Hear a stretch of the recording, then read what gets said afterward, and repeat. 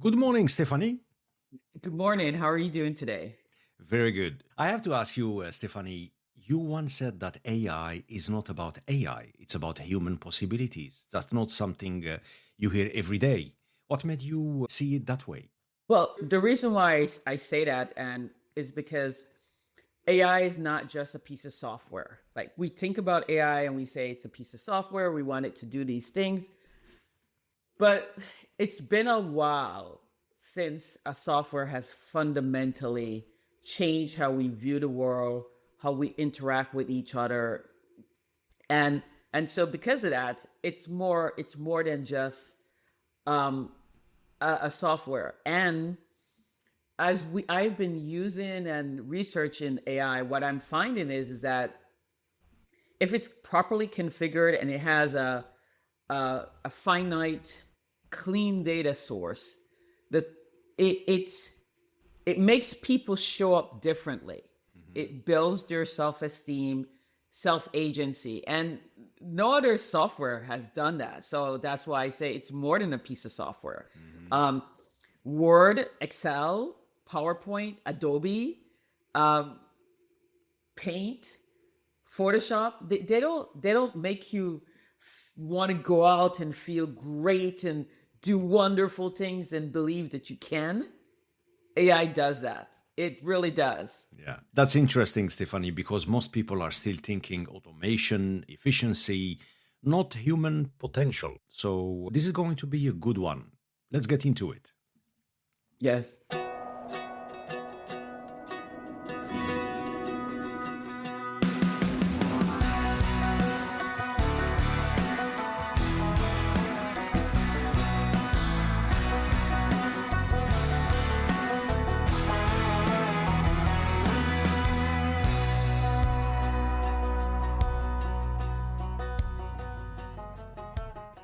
The following is a conversation with Stephanie Sylvestre, CEO and co founder of Avatar Body AI, a leader in building human centered AI solutions. This is Prezerosportstalk podcast, and I'm your host, Sid Bensalah. Today, we delve into how AI can unlock human potential, reshape leadership, and create meaningful impact across industries. Thank you for tuning in, subscribing, and supporting the show. Your support and financial contributions help us bring authentic voices, real stories, and conversations that go beyond the game. If you would like to support the show, please check the episode description for more. Stephanie, welcome to the show. Thank you for having me today. Good. Your journey from corporate leadership to building an AI company with the human first mindset is fascinating. I want to start here. Take us back to the moment where this idea came first to life. So I always tell people that my company started by accident. It was a mistake. So I'm out to dinner with a friend. We're doing what we always do, which is trying to figure out how we're going to save the world. And I can remember Pinky and the Brain. What are we going to do today? But instead of take over the world, we're going to try and save the world.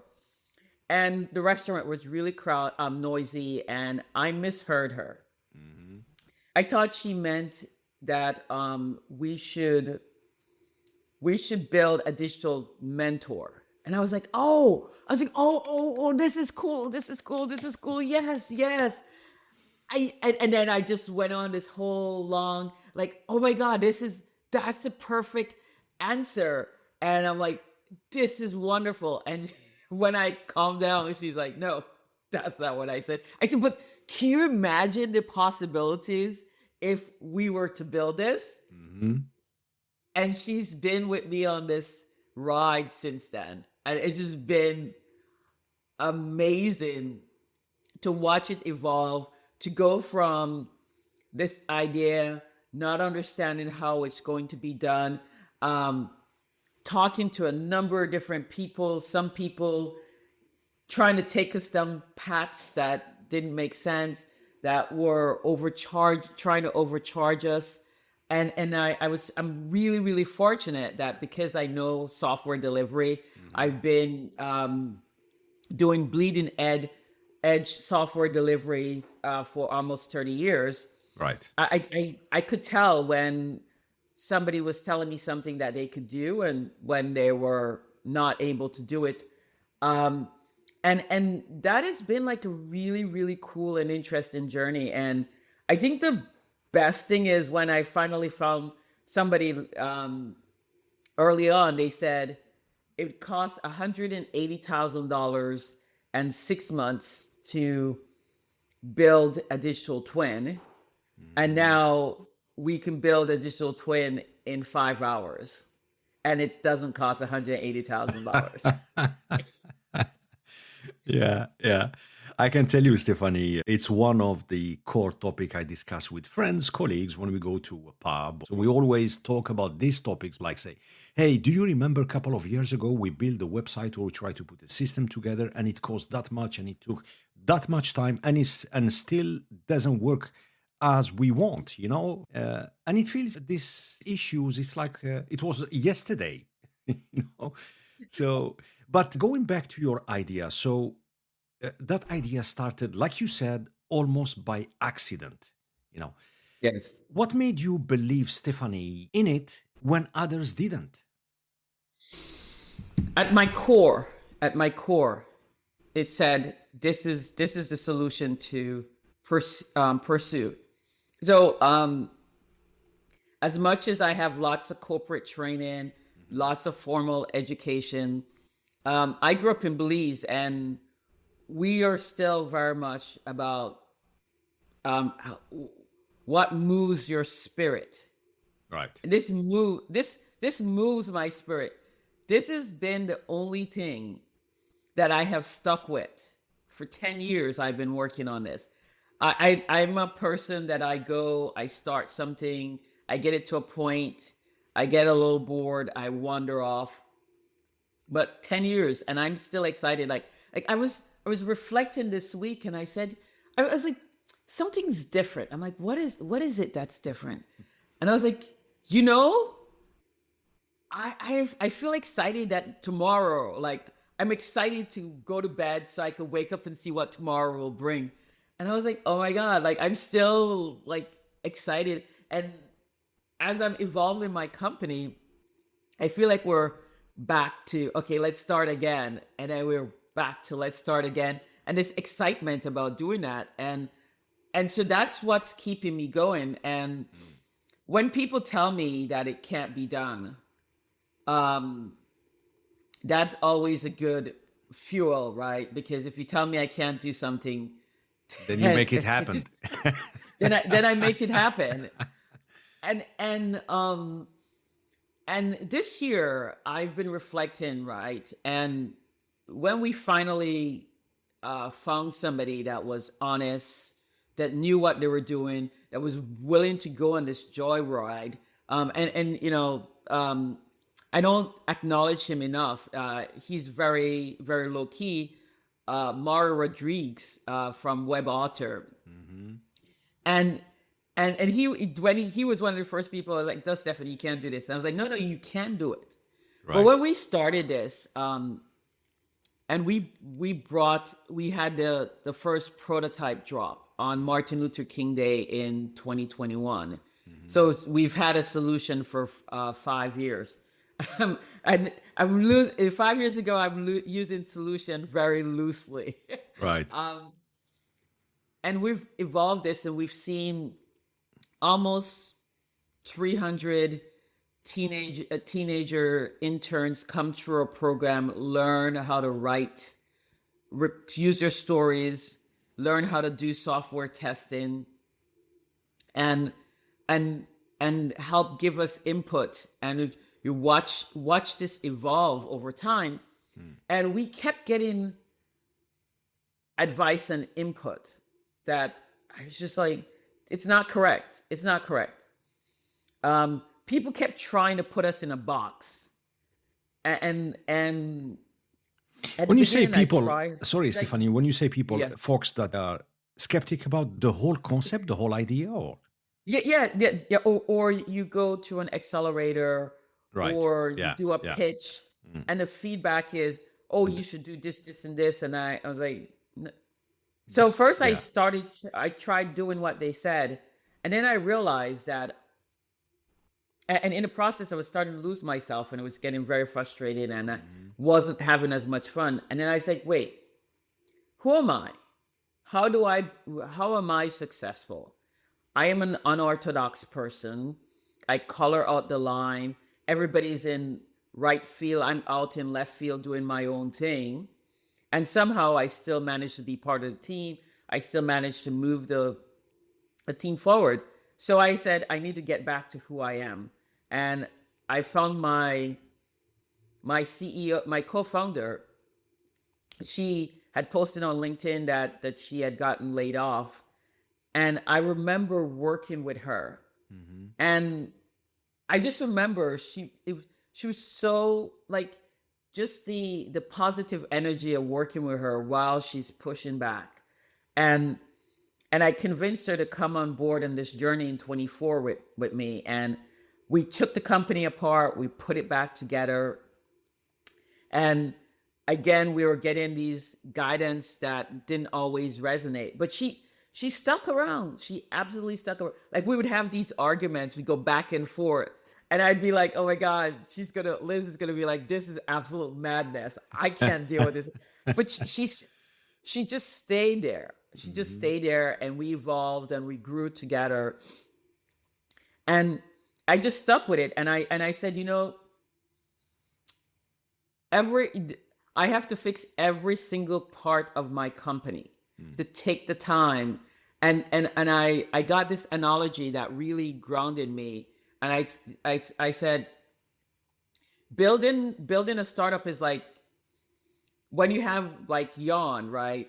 The cat got into your yarn box, and now you're like, oh, I gotta untangle this yarn. So you're pulling, you're pulling, and you get into a first subset, the knot, right? So then you have to stand, and you have to and then you're pulling, and then you get to the second one, right?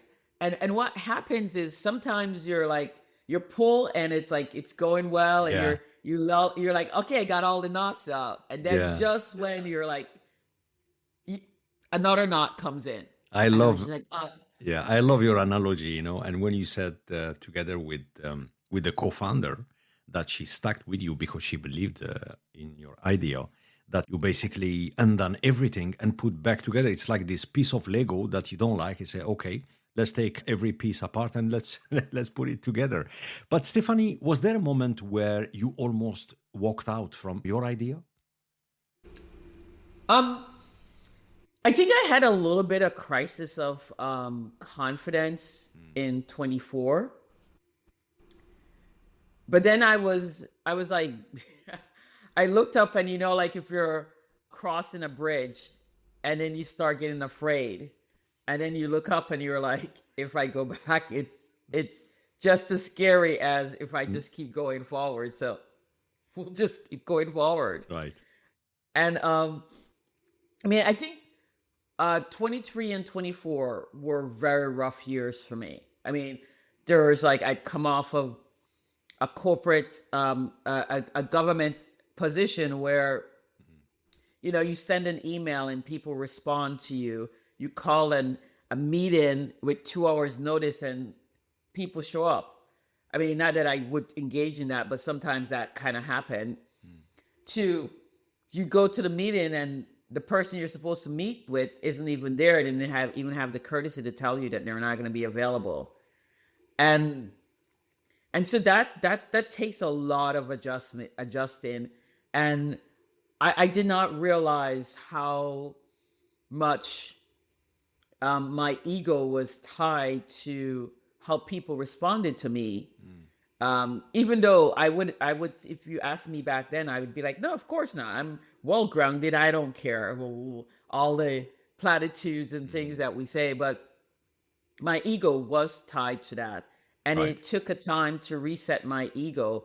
And when you're trying to reset your ego, and then you're trying to build something, and you're getting advice that doesn't align with who you are as a person, it is like just a lot of emotional turmoil. And then you add in the fact that now I'm dealing with menopause and all the fallout of menopause, and some people understand what you're talking about. Some people are like, well, I don't know.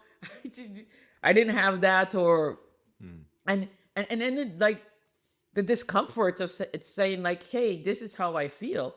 And you're getting up, you wake up one morning and you're like, I can't make any decisions today because I'm just off my game. Right. How do you run a company like that? And so dealing with all of that, and then in 24, where I was just like, is this just really worth it? But I will tell you that when Google released Google Enterprise, I knew that the decisions I had made were correct. So first thing that we did in 23, we said this LLM is nonsense. We are going to create a data vault. So our solution has a data vault on top of the LLM. And then the second thing is that I said it's not just about prompting. Prompting is it's about configuring the AI agents so that they behave in a particular way. And it's like a job has multiple tasks in it. And you take those tasks and you look at it and you say, which one of these tasks bring me no joy or low joy? They're tedious, they suck my energy. And those are the tasks that you configure the AI agents to do. And the other tasks that bring you joy, that elevates and uplifts you, you continue to do. And right. That is how we do it. And people said, well, then you can't be everything to everybody. And I said, we're not everything to everyone, but we're industry agnostic. And people can't put their heads around this. I said, every industry has people. Our AI is for people. It's not to automate your emails or auto color code your calendar or some other productivity hack that doesn't move the needle. Our AI is about, this is a tedious piece of my job. It sucks my energy and it detracts from me showing up as my best self. Give that to the AI. What do I do now? I show up as my best self. And I'll give you a perfect example of me. I don't write well. And so I'm aware of that. I've tried to fix that problem. It does not serve me well to try to write better. All it does is it makes me feel bad and it frustrates me. So I have Editor Buddy. And when I write something, I give it to Editor Buddy. And over the years, what I have seen is my writing is getting better. Because Editor Buddy does two things that human editors don't do. First of all, Editor Buddy will rewrite what it is, right? So I can see the original and I can see the rewritten one. I can do a comparison. And then the second thing is Editor Buddy goes and it tells me why it made all the changes it made. Now I had to configure Editor Buddy to do that. But because I am seeing, so now I'm learning how to write better with topics that are important to me. If I went to a writing class, they might be talk about like the forest or something like that. I mean, the forest is great, but I don't talk about the forest in my day-to-day job. But and so that's how I'm seeing AI evolve.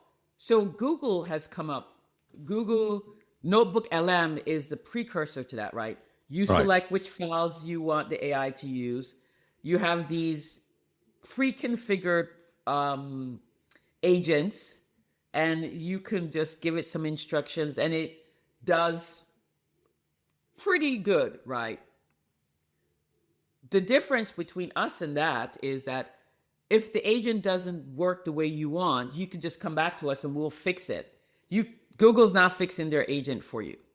And then now they have Google Enterprise. Again, right?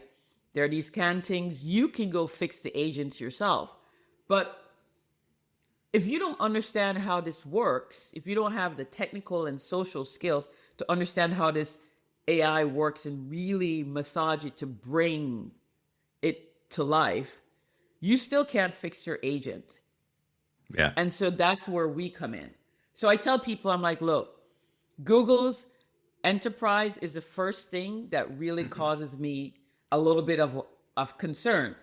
And then I was like, wait, why are we different? We're different is because you can Google and Avatar Buddy, our prices are about the same, where you're getting about the same results.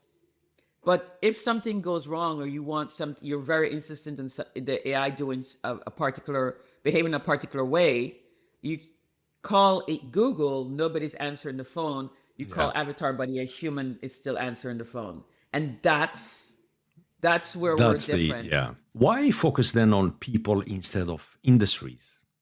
Because since I was 9, I've been trying to figure out how to solve poverty, how to help people elevate and level up. So there's two things, right? The way you elevate out of poverty is you have somebody or a team of people that believe in you more than you believe in yourself. So in 2024, that was my co-founder, Liz. She believed in me, even when I was having self-doubt.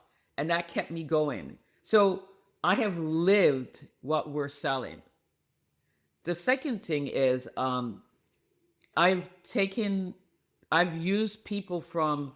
worked with people from marginalized communities, and I've seen how the AI unpacks their knowledge and the creativity. So now there's this tool that helps you unpack your knowledge and creativity. And I watch how their face changes and moves with something as simple as you tell the AI what you've done, and it writes the resume for you. Mm-hmm. And you're like, that's me? That's me. And so we know that not enough people have people in their lives that believe in them more than they believe in themselves. Mm-hmm. And so now we're building something that's it's not perfect. It's not the human, but it's better than nothing. Mm-hmm. And then secondly, the AI has access to knowledge. And if you have some kind of content expertise, which they do, the AI can help you unpack that and level up. And so imagine a world where people tap into themselves, feel good about themselves, because we built self-agency, they're built self-regulation, self-confidence. Now, I tell people, I'm like, just sit with the thought of what does the world look like if everyone loves themselves? Mm. Mm. It's a different world, because when was the last time you met somebody that loved themselves trying to that's a big destroy question. Other people? That's a big question. Love themselves. We meet so many people where they are empty inside, completely empty, exactly. Regardless of success, regardless of the CV, what they achieved, regardless of their bank account, regardless of the size of their things, house, car, whatever. But there is this emptiness inside, Stephanie. Mm-hmm. Yeah. Exactly. And so, I mean, I am not afraid to say that a lot of the issues we're having today is because the world is being run by broken people. Mm-hmm. And just because you have billions of dollars does not mean that you're a whole person. It does not mean that you are a good person to be following and emulating. Yeah. Look, just for our listeners, post-pandemic, since we're talking about startup companies and mainly AI technology innovation breakthroughs. It's been like kind of an explosion, a bubble when it comes to AI and things like that. But the question is, Stephanie, do you think most companies are solving the wrong problems today? I don't think so. And I'll tell you why. I think because we're so consumed with just making as much money as we can possibly make for That's the no main good purpose. reason. Yeah. Yeah. And you know, when you look at the headlines of people and companies making record profits and then laying off massive amounts of people, and I'm not going to say that some of these people don't need to be laid off. I'm not going to say that, but the way we're doing it, it's almost like we're not human anymore. We're just we're just a number on a balance sheet, and when that number becomes too big because I want to make this much more profit so that I can then get a bigger bonus and get a higher compensation. Um, that's where I have concern. And the other piece that I that makes causes me concern is their inability to understand how civil society works, right?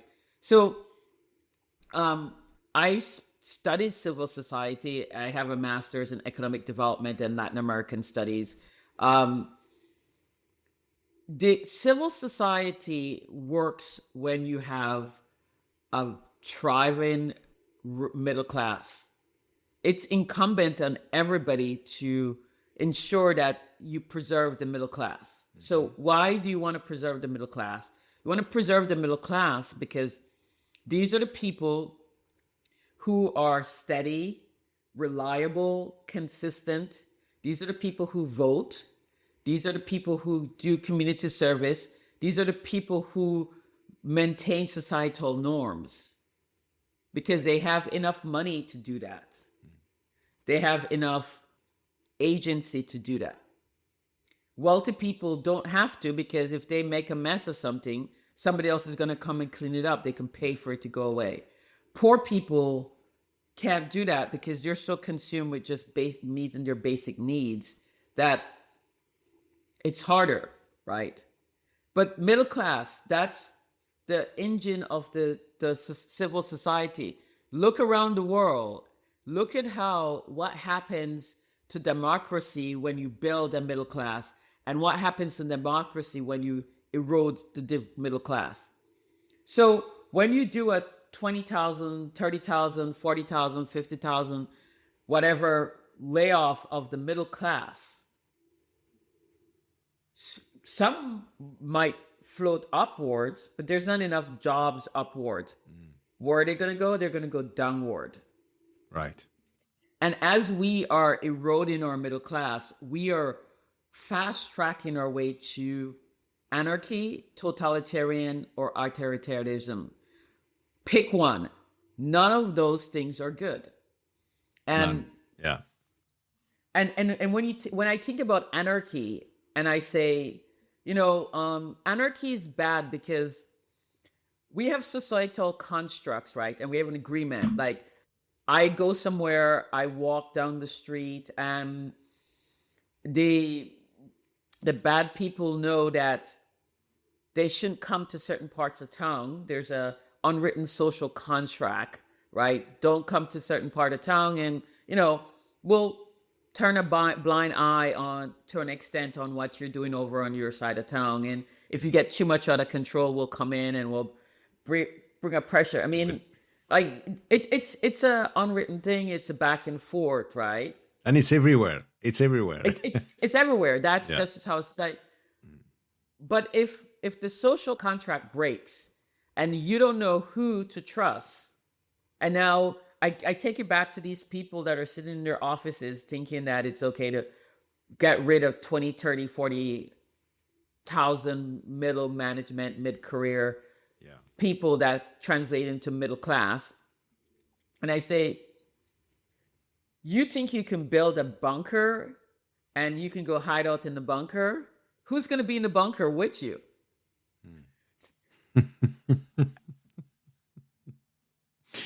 But There is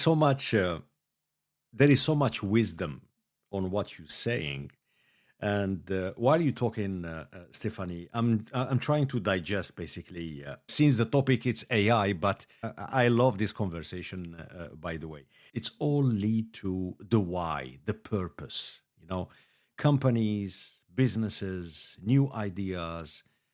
99% of the main purpose is profit, scale, profit, etc., etc. But then, is that really the main purpose? So when it comes to the people, to the staff, yeah, is the first casualty. Let's talk about something, a beautiful story you told me about during our intro chat, and that story, it's about Nairobi.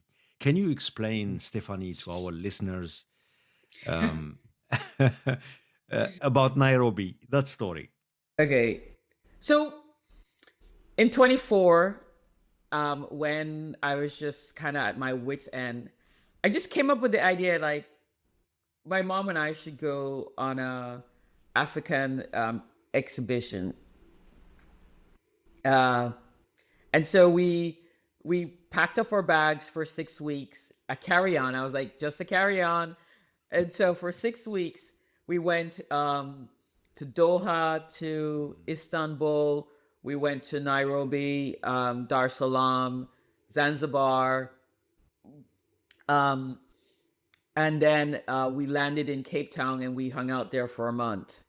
And when we were in Nairobi, it was kind of like weird because we were in Nairobi twice, trying to get from Dar es Salaam to South Africa to Cape Town. Just was like, it was like the weirdest thing. I'm like, you guys are next door, but like you have to fly all over. And I was like, I don't want to be bothered with this. So we go to Nairobi, and because of the way we've broken up the trip, we don't have a lot of time in Nairobi. And my mom really wants to see and go on the tour on how the former street kids live, right? She's very fascinated by this. And I was like, okay, fine. My mom doesn't really ask for anything. She just kind of goes along with any harebrained idea. She's a great travel partner. And so I'm like, look, since you can't find any appointment that aligns with our schedule, let's just go to where the meeting point, and we'll negotiate our way into the tour. I mean, it's two of us. So we go to the meeting point. We can't find anybody, and there's a lot of Bata shoe store, right, in Nairobi, and that's the shoe store we grew up in Belize, right? Yeah. Like if you were going to go get going somewhere fancy and you need new shoes, you go to Bata to buy your shoes. And so I was like, okay, maybe we're at the wrong Bata. So I'm like, stand here. I'm gonna go around the corner to the next one. So I go around the corner. I don't see anybody. So I'm come back and I'm like, this must be the right one, right? I don't know. I don't think it was the right one. So I come back around the corner and I see my mom talking to this guy. And so I get up to them and my mom says, this is the tour guide. And I was just like, there's no way this guy is the tour guide. But my mom was like, yeah, he's a tour guide. So I talked to him. He's Tsunami. I introduced, we say, I'm like, Tsunami, how do I pay you? He's like, oh, I only cash, right? And I was like, okay. So at this time we're going through all these African countries, and I'm paying with my iPhone because they're so advanced with payment and M-Pesa that you can buy something off of the side of the street with your iPhone. You don't need cash. Literally don't need cash. So I go to the place. He takes us to this cash place, and he's asking, I said, how much is it? So I tell the lady, hey, this is how much money I need, local cash I need. I forgot what the currency is in Nairobi. So and we come back around, right? And now Priest walks up. So this other guy walks up. And he's like, yeah, Priest and I are going to do your tour for you. And I was like, definitely not our tour guide. Because there's no way that a tour company, for the price that they're charging us, would have a one-to-one. Yeah. But Priest looks like my brother, and so my mom's soul. So we're there, right? And I know right now your listeners are like, wait, what's the connection? Yeah, what's the connection? But also, these two women just picked up two guys on the side of the street in Nairobi. Just trust, It just pure trust, right? Yeah. So we go to get something to eat because we had missed breakfast to try and get out there early too. And so we're there at breakfast, and I said, I said, hey, let's take a picture. So I take a picture of them, and they're like, the biggest smiles. And I'm like, they're not doing us anything. So we go on this great tour. And as I'm talking to them, right, they're telling us about the parliamentary system in Kenya. Like we're talking about the problem with Africans going to the Middle East and coming back in body bags because of like a lot of problems, like things that barely anybody knows about, right? And I thought, these are functioning illiterates, right? They didn't go to school because they're street kids. They're the product of a system that failed them, but they're still trying and they're still going. What if they had an AI agent? AI agent speaks like our solution, talks to you. So you don't need to know how to read to use it. You just tell it what you want. Somebody's already loaded up the data. Somebody's already configured the AI agent. What if they had an AI agent that helped them with how to do business, right? Like, hey, you're going to run this business. Everybody has the same colored shirt. Right. So that Westerners will feel comfortable going with you, what if you had these little things, right? And so now, not only does it speak to you, but it still has a writing on there. They're learning how to read and become literate on topics that are relevant to their life, because they have children. They have children. They can't take off 6 weeks to go to school to learn how to read and write and learn how to build a business. But if you gave them an AI agent as they're going through their daily life, just like how I learned how to write better by just using the agent to help me with my work, they learn how to run their business better. And that's when I was like, I'm onto something. It's fascinating that this kind of experience with your mom, it's such a powerful moment that reveal exactly about AI's potential. Yeah, it absolutely does. And we did a project in Ghana where we loaded up all of the trainings on how to have sustainable farming techniques. And we went out to the countryside in Ghana, and we saw that the AI did a really great job of providing just-in-time information for the trainers, because you can't remember every little piece of what you're training on, especially if it's something you don't always do. And the thing that really moved me was when we told the AI that the farmer accidentally burnt his farm down because he was doing slash and burn, which we're trying to get people not to do. And the AI was empathetic and encouraged the farmer to not hide, but go seek out community and tell them what happened and see who could help. And then it said, like, give the farm about 2 weeks before you rake it over, because you never know what has survived the fire.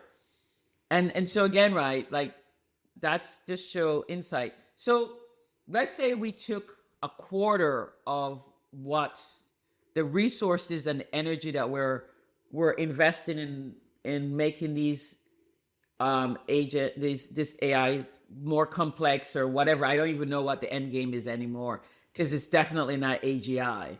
No. And invested in solutions like what I just did. Like, we change the narrative. I of course, I mean, I am savvy enough to know why that's not going to happen, because then all of a sudden you don't have this mass workforce of people to exploit. On that, where do you see the biggest global opportunity? I am bullish on the global south. The global south can manage, exploit AI better than the global north, because the global south has resiliency, creativity, and resourcefulness buttoned. Those muscles are finely tuned. But they've been given a message that if you're poor, you don't have any skills, right? But it's not true.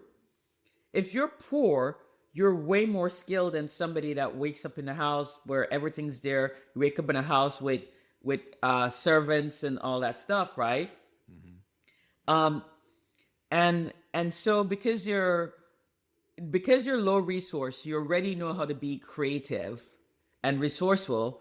And if you're creative and resourceful and you use an AI, you can go so much faster, so much farther, because you're gonna ask it things in a way that the AI, the people that are building it wouldn't even think about, because they live in a bubble. They have no concept I agree with you. of this.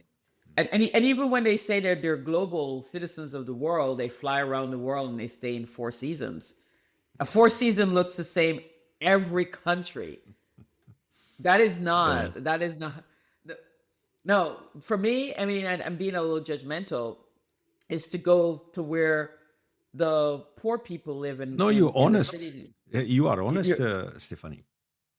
Yeah, just go to poor people, where poor people live in the city, and really see how they're trying to thrive and get ahead. Go to where the locals live, where move away from the tourist attraction, because we know the tourist attraction is set up and should be set up to look good and to put the best of the country or the city on. But that's why I went and we spent a month in Cape Town, and we lived like how the people in Cape Town live. We went to the supermarket, we went to the farmers market, we looked in the local newspaper, like, what are we doing today? What activities are we going to? And you know, it was just a different thing, and all I saw was untapped potential that, if married with properly configured AI and a clean data source, is just ripe for explosion. And so as we are getting distracted with building AI to do things that I'm like, to what end? I'm seeing that they're starting to, when they're not afraid, leverage it in a way that makes my heart smile. Yeah. You shared, that was another story, fascinating story. Simple one, but about giving someone water. Why is that important? Because, it's the simple act of kindness, right? When you do a kind deed, you feel good about yourself. And, when you're part of something that's bigger than you and you feel good about yourself, that's really, like, we talk about happiness, the pursuit of happiness. It's not the pursuit of happiness per se. It's a pursuit of feeling good about yourself. Because when you feel good about yourself, then you want to radiate that goodness. Whatever you feel inside, you're radiating to the world. And if you're not feeling good about yourself, then what are you radiating to the world? And I just remember, like, I'm going for my bike ride, and this lady, I stopped at the light, and she's talking about, like, she's about to eat her lunch, and she's like, "Oh, I forgot my water." And I'm like, "Do you want a bottle? I have an extra bottle. I don't know if I'm gonna need it or not." And she's like, "No." I was like, "Yeah."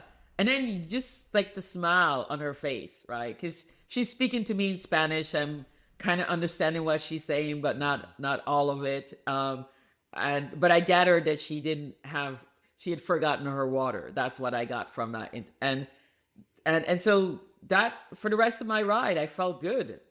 I felt good inside. I felt good. And when my legs were like, again, with this 40-mile bike ride, my brain was like, yeah, we're good. Let's go. Let's keep it going, right? Yeah. Earlier, Stephanie, you explained starting your business, your co-founder, some of the challenges, some of the doubts as well you had during that journey. What mountains within you have you had to overcome to be where you are today? Well, I always have to have an ego reset. Have to lean into humility. Have to embrace the disappointment. You know, growing up, my mom used to say every disappointment's for the better. And then for years I never heard her say that. And then in 23 and 24, I started hearing her say that. I was like, wait, like, why is she just just keep hearing her say that. And then finally I was like, I was reading something and I was like, it clicked. The two things came together.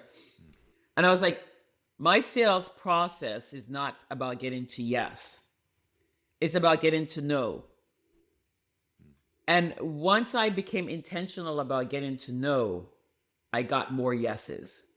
And it was just, so when I get a no, I celebrate because somebody was kind enough to tell me they're not interested. So I do not spend more energy on them. I can redirect that energy on somebody else that might be interested. Right. Yeah.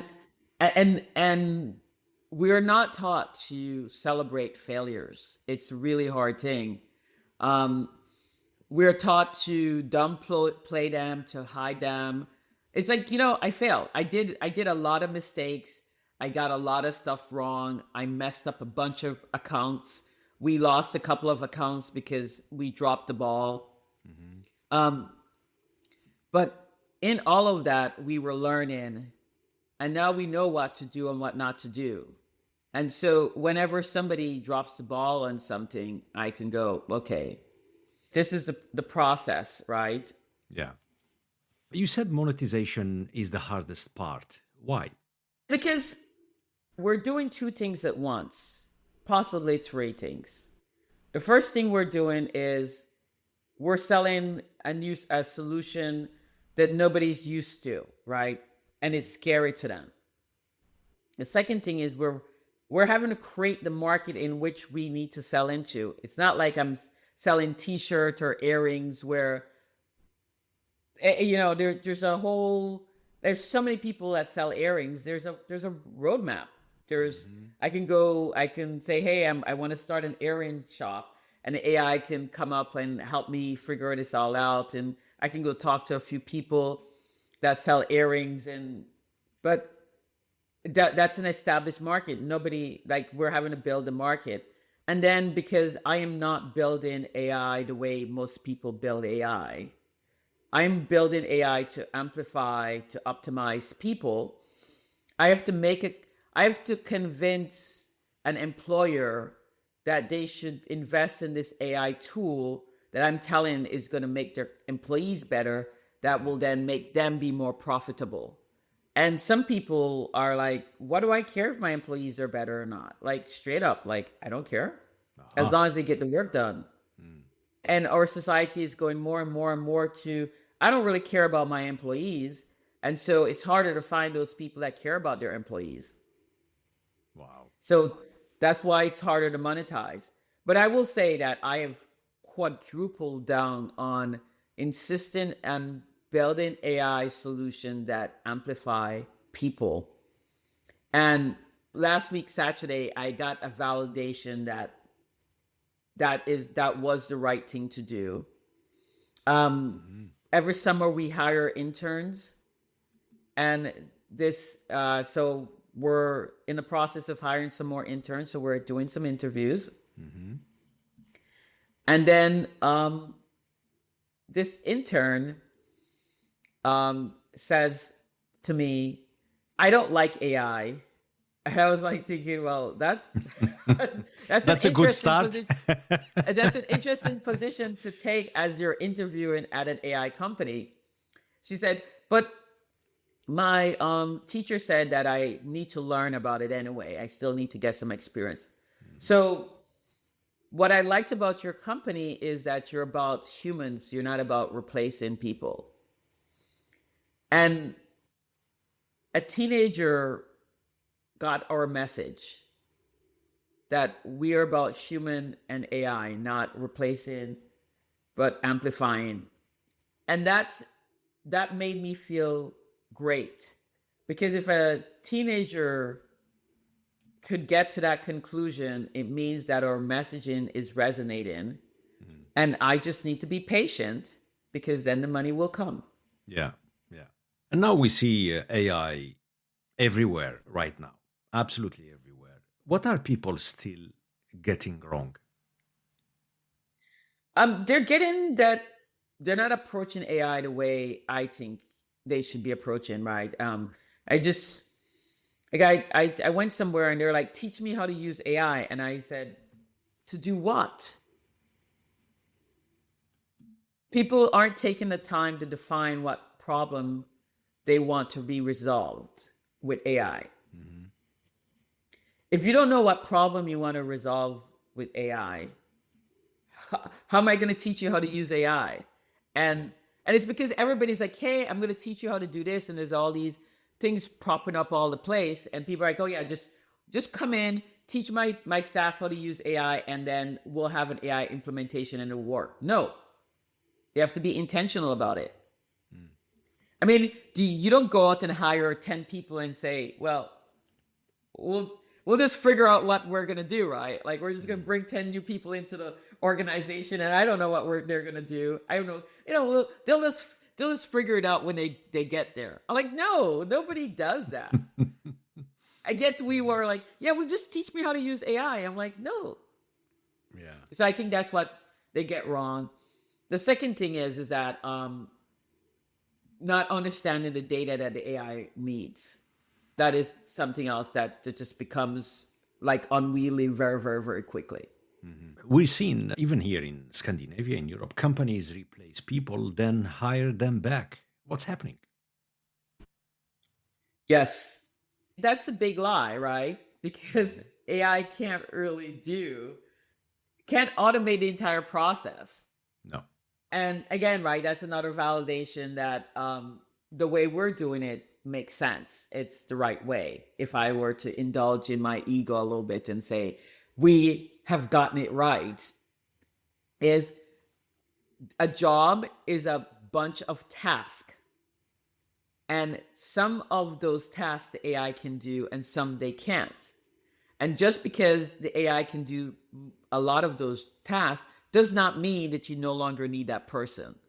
Right. But again, right, when you don't understand what the person does and you don't understand those nuances, because you have people making decisions that maybe never, ever worked in the position, right? So I'm not anti-Ivy League. I went to Harvard for a year, spent a lot of money on that program.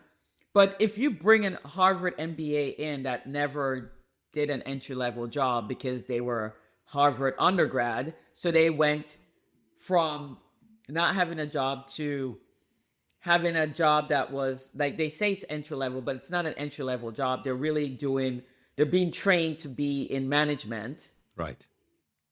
So they're doing junior management stuff. Now they're in management. And then there's no clue, right? Like, I know what it's like to be a secretary. I was a secretary. I know what it's like to be a software tester. I had to sit there and test software, right?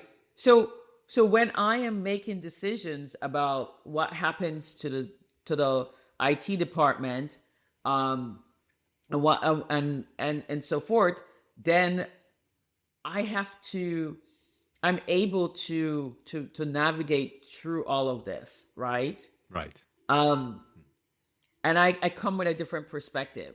And so yeah, we're like, yeah, somebody says the AI did all of this stuff, right? And maybe there's a little bit of hyperbole there. And so we're like, yeah, let's get rid of all these people. And then we're like, oh, but we forgot that these people also do these other things, and now they're not here, so I Yeah. have to bring them back. Yeah. I also think, and it's another way to exploit people. So I lay you off. I lay off 30,000 people at once. That's a traumatic experience. Even if you were not one of the 30,000 people that got laid off, everybody stops. Everybody freaks out. Even if it. So now I got laid off. I'm freaking out. I'm competing for a job with 30,000 other people. What's my odds? I mean, my odds were already low when you're. So you're emotionally distraught because this got sprung on you. You feel betrayed because you've given 15 years to this company. Because when you look at LinkedIn and how long these people have worked at these companies, it's not like they were there for 2 years. They were there for a long time. Right. Yeah. So you have that betrayal feeling. So you're dealing with emotional fallout, the trauma of something happening that you weren't experiencing. And then they give you a little severance package. And then your severance starts to run out. And then they come back to you. And because you're now in this raw, vulnerable state, you take your job back at a lower pay. Absolutely. Yeah. Let's shift gear and talk about equity and access. Stephanie, as a woman of color in AI, what has your journey been like? It's before Avatar, I used to see, like, I would hear about the stats and I'd hear about people's experience, and I was just, again, right, maybe I lived in a bubble, but I was like, no, that's not my experience. I mean, I feel like I got promoted when I got feedback that was valid. I mean, there were a couple of times maybe, but overall, all valid. I had incredible champions that advanced my career. I never felt like I was at a disadvantage. Like, I felt like I was competing on the same footing with all my other colleagues, white male, that people are always like, oh, the white male. And sometimes I was like, I'm winning over them. Mm-hmm. And, we had healthy competition and all that. And then I start Avatar Buddy, and I'm running into people that straight up like will say, you couldn't possibly have come up with this idea. you couldn't possibly have built this solution. I mean, I was like, did you just to my face tell me that there's no way I could have possibly have done this? And then I was like, oh, the condescending thing, right? The people arguing with me when I tell them this is how the solution works. They're like, how do you know? Oh, I've only been working on this for 7 years, but no worries. I don't know. And I was like, oh, this is what people have thought about.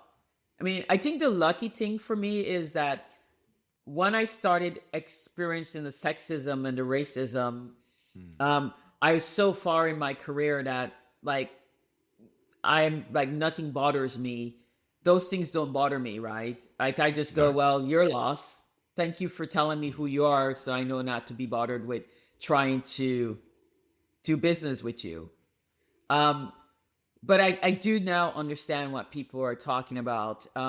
And so even when I have those experience and I become enraged, depending on how annoyed I am, I will like straight up tell somebody right back, like, that is not an appropriate way to interact with me. Right. So I probably will lose that deal, but maybe giving the person the benefit of the doubt, they just didn't even realize how they were coming off. Maybe the next time they'll be a little bit more. And so it's about like, I push back from an integral part because I'm confident and I know that there's a different way. I do not subscribe to the fact that the system is stacked against me because of the way I look, or that it's any harder than my white male counterpart. Yeah. You clearly care a lot about people. Where does that come from, Stephanie? I don't know. I mean, your mom, maybe. My mom, my parents. I mean, like, people ask me that, and I'm like, but isn't that what you're supposed to do as a good citizen? Yeah, but it's kind of rare. It's especially here in Europe, in big cities. I feel like no one cares. I know. I mean, I grew up in Belize. I mean, that's what we did. You care about people. You're like... You know what it is? I think in big cities, we lost the sense of community. That's what it is. Yeah, I think probably. Yeah. And I was at Startup Olé earlier this week, and I said, AI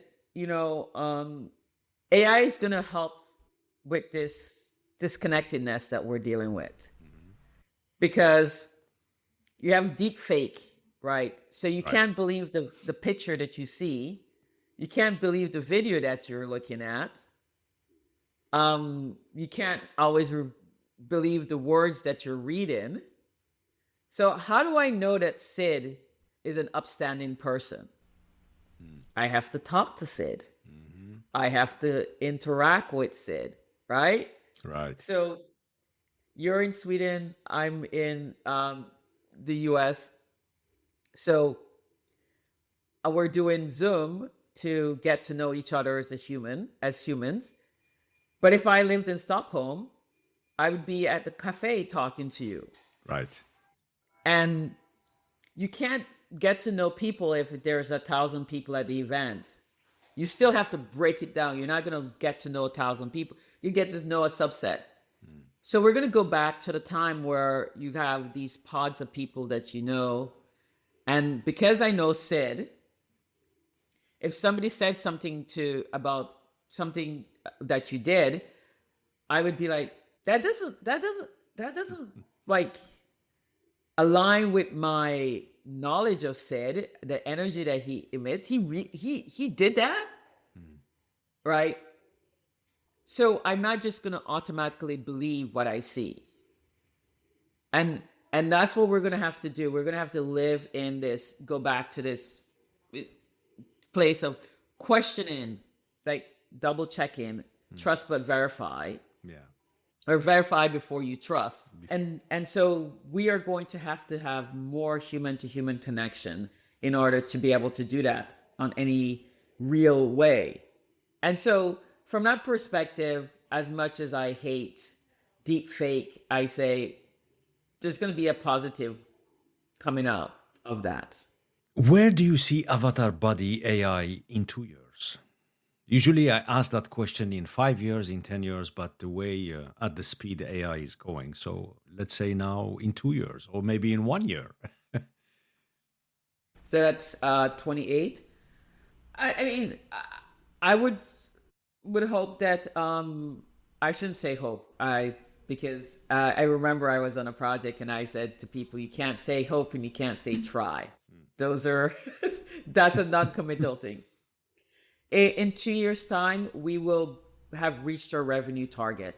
That is the last frontier of what we need to fix at Avatar Buddy. And in 2 years' time, we will reach our revenue target. And we will have a personality chip solution that helps people maintain equilibrium. Okay. And what makes you hopeful? That makes me hopeful? I have untangled the ball of yarn and rolled it up in a way that you can now pull it back without anything. and I have one last small knot to undo. Love it. Love it. You're listening to the PreZero Sports Talk. For more conversations on sports leadership, faith, performance, and innovation from Sweden to the world, visit prezerosportstalk.com. Stephanie, it's time for our lightning round. Let's have some fun. Okay, let's do it. Let's do it. Excellent. One AI myth you delete forever. AI will replace us. Fully agree with you. Coffee, tea, or something else? Water, sparkling water. Sparkling water. Are you a morning person or a night owl? I'm a morning person. One habit that changed your life. Going for long bike rides.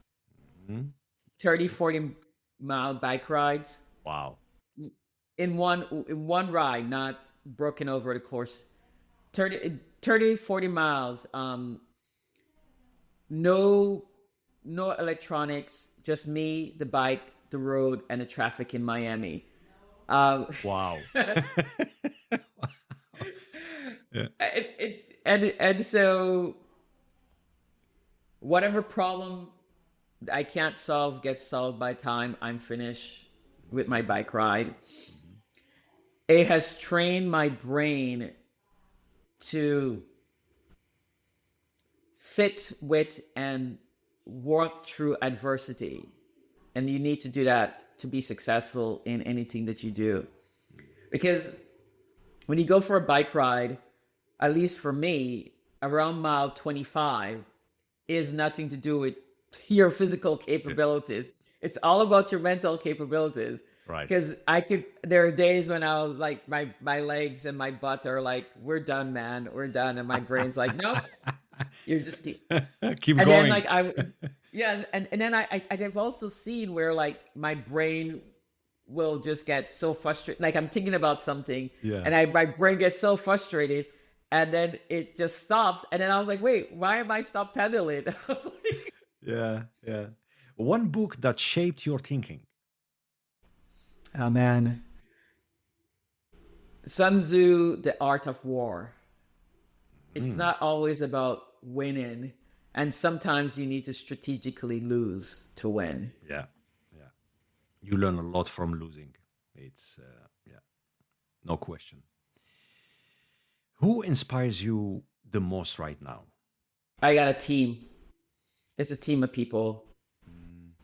If I had to pick one, I think my co-founder and my development company, Mario and Liz, they have never questioned what I'm doing. They just keep pushing through. And that level of confidence and support really helps me overcome anything. Right. You know, I can just get out there and I can just push through. And I know it builds if they fill my courage vase so that it can, I have the fuel to fuel my convictions. Best way to unwind after a long day or let's say a long week? I think the best way to unwind is liming, just sitting around, hanging out with friends, just talking. I mean, just talking about anything and nothing at the same time. Just put away the phones and have a good laugh. Yeah, I just have a absolutely good laugh. Just hanging out. Like I like doing that. Yeah. Stephanie, if you could have a dinner with a historical figure, who will it be and why? Margaret Thatcher. Aha, interesting. Yes. Yeah, Margaret Thatcher. And why? Because people said that she couldn't win an election. They did. Yeah, they did. And she did. She won a lot of election, and I think the UK was doing well under her leadership. And she also had to change her accent. And I always wondered, what did that do for her inside? Right? One of the things that I was very intentional about, even though it has changed, I try to keep my Belizean accent because that reminds me of where I came from. Right. And so I listened to things I said long time ago, listen today, and depending on how what I'm talking about, I can go like an entire conversation and my Belizean accent doesn't even show up, and sometimes that causes for me to pause. So that those are the two things that, one, they discounted her and she did not let that stop her, and two, she had to change her accent. What happened when she did that? Yeah. Did that change who she is? Did that change her worldview? And did that have some influence in some of the decisions and missteps that she also did? Yeah. Stephanie, thank you so much for joining us today. It has been a pleasure having you on the show. This is a great pleasure too, Sid. Oh my God, I feel like I could talk to you for all day long. When I get to Stockholm, I don't know when I'm getting to Stockholm, but when I get to Stockholm, I'm definitely looking you up. We got to go to the cafe. You have to, please do. And absolutely. And to our listeners, I leave you with the quote from Steve Jobs. Technology is nothing. What's important is that you have faith in people. We want to thank you for joining our show. If you enjoyed this episode, we have more for you. You can now watch the entire episode on our YouTube and Spotify channels. While you're here, subscribe and don't forget to tap the bell. Visit prezerosportstalk.com to explore more conversations on sports, leadership, faith, performance, and innovation. From Sweden to the world. Until next time, stay curious, stay inspired, and make a difference. We'll see you soon. Take care.